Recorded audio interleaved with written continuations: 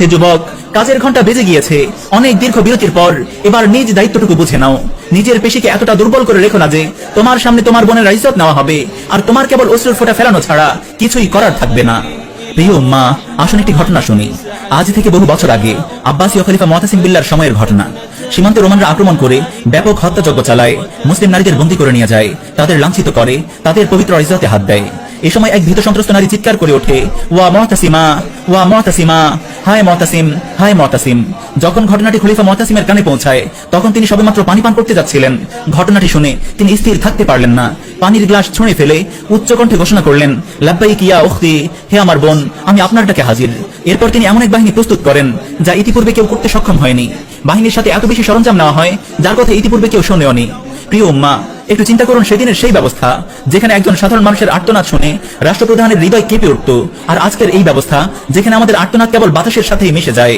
এই দুই ব্যবস্থার মধ্যে কি আকাশ পাতাল পার্থক্য নয়? এই গণতান্ত্রিক সিস্টেমে মুসলিমরা তো দূরের কথা, সাধারণ জনগণের কোনো দাম নেই। এই সিস্টেমের সকল সিদ্ধান্তে, সকল নীতি নির্ধারণে প্রাধান্য পায় এলিট শ্রেণী। আর অপরদিকে এমন এক ইনসাফ ভিত্তিক খেলাফত সিস্টেম যেখানে একজন বোনকে বাঁচাতে যুদ্ধের ঘোষণা দেয় স্বয়ং খলিফা। আপনি এই দুই সিস্টেমের মধ্যে কোনটিকে আপনার বোন, আপনার মা, আপনার স্ত্রী, আপনার কন্যার জন্য নিরাপদ মনে করেন? হে প্রিয় উম্মাহ, হে প্রিয় মুসলিম যুবক, আর কত ঘুমিয়ে থাকবেন?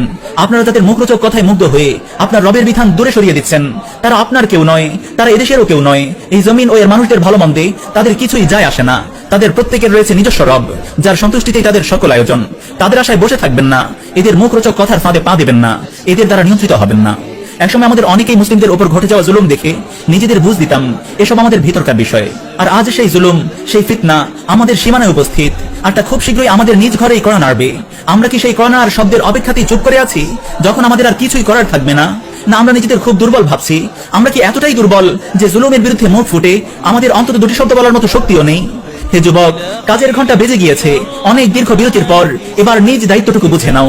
নিজের পেশিকে এতটা দুর্বল করে রেখো না যে তোমার সামনে তোমার বোনের ইজ্জত নেওয়া হবে